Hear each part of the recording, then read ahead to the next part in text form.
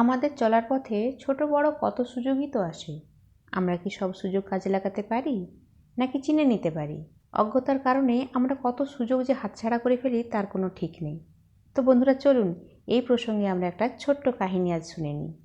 অনেক দিন আগেকার কথা।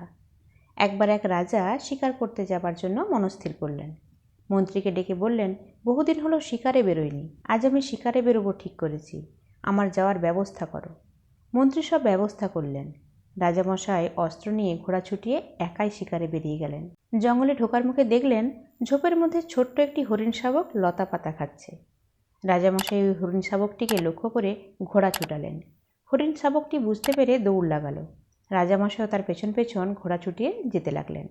এভাবে অনেকটা সময় পার হয়ে গেল। দিনের আলো কমতেই জঙ্গলে অন্ধকার নেমে এলো।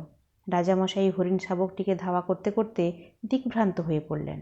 বেরোবার কোনো পথ খুঁজে পেলেন না।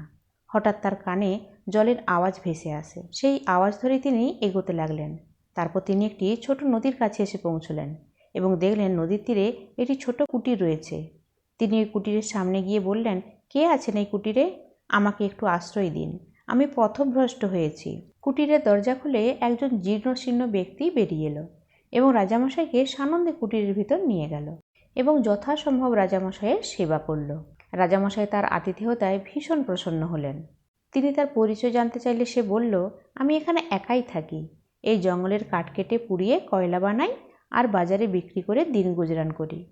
রাজামশাই সব শুনে বললেন, আমি তোমার আতিথেয়তায় ভীষণ প্রসন্ন হয়েছি।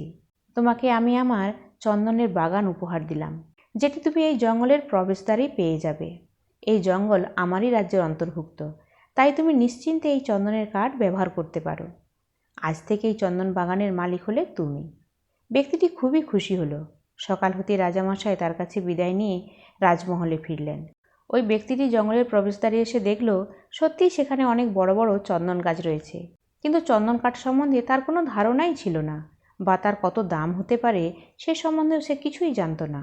সে ভাবল চন্দন গাছ জঙ্গলের অন্যান্য কাঠের মতোই নিশ্চয়ই হবে। তাই সে রোজ চন্দন কাঠ কেটে তাকে পুড়িয়ে কয়লা বানিয়ে বাজারে বিক্রি করতে লাগলো। এইভাবে প্রায় 1 বছর কেটে যায়। রাজামশাই ভাবলেন, এতদিনে নিশ্চয়ই এই ব্যক্তির দারিদ্রতা দূর হয়েছে, সে নিশ্চয়ই অনেক ধনবান হয়ে গেছে, কেননা তার সাথে একবার দেখা করা যাক। এই বলে তিনি সেই ব্যক্তির সাথে দেখা করতে এলেন। এসে দেখলেন তার সেই কুটির আজও আছে, আর তার অবস্থাও সেই আগের মতোই রয়েছে, কোনো কিছুই পরিবর্তন হয়নি। রাজামশাই অবাক হয়ে বললেন, এ কি, তোমার অবস্থা তো দেখছি সেই আগের মতোই আছে, তোমাকে আজ তো একখানা চন্দনের বাগান উপহার দিলাম, তাতেও তোমার কোনো পরিবর্তনই দেখছি না। তুমি কি চন্দন কাঠ বাজারে বিক্রি করনি? ব্যক্তিটি বলল, কেন রাজামশাই, আমি তো রোজই চন্দন কাঠ কেটে পুড়িয়ে কয়লা বানিয়ে বাজারে বিক্রি করি। রাজামশাই হাসলেন। তারপর তাকে চন্দন কাঠের গুরুত্ব বোঝালেন। সব শুনে ব্যক্তিটি সেখানেই মাথায় হাত দিয়ে বসে পড়ে, কারণ অজ্ঞতার কারণে সে ততদিনে বাগানের প্রায় সব চন্দন কাঠই পুড়িয়ে কয়লা বানিয়ে ফেলেছিল। রাজামশাই বললেন, দুঃখী হয়ে বসে থেকে কোনো লাভ নেই, এতে তুমি কিছুই পাবে না। তোমার কাছে এখনও সুযোগ আছে।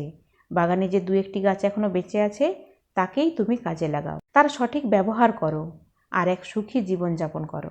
তো বন্ধুরা, এই ছিল আজকের গল্প। এই গল্পে ওই ব্যক্তির কাছে একটি সুবর্ণ সুযোগ ছিল নিজের অবস্থা পরিবর্তন করার, কিন্তু অজ্ঞতার কারণে আর চন্দনের মহত্ব না জানার কারণে সে তার অবস্থার কোনো পরিবর্তনই করতে পারেনি এবং তার জীবনেরও কোনো পরিবর্তন ঘটেনি। আমাদের সাথেও এরকমটা হয়। রোজকার জীবনে আমাদের কাছে ছোট বড় কত সুযোগই আসে, কিন্তু না জানার কারণে, না বোঝার কারণে আমরা সেই সুযোগগুলোকে কাজে লাগাতে পারি না। এমনকি সুযোগ চিনতে পারলেও সেটিকে সময় মতো কাজে লাগাতে না পারার কারণে আমরা সুযোগ হাতছাড়া করে ফেলি। আর যে সুযোগ একবার চলে যায়, সে সুযোগ আপনার কাছে আর ফিরে কখনো নাও আসতে পারে। তাই সবসময় চোখ কান খোলা রাখুন, সময়ের সাথে নিজেকে আপডেট রাখুন, সব ব্যাপারে খোঁজ খবর রাখুন আর সুযোগকে চিনতে শিখুন। সুযোগকে কাজে লাগান, যাতে করে আপনি একটি সুন্দর জীবনযাপন করতে পারেন।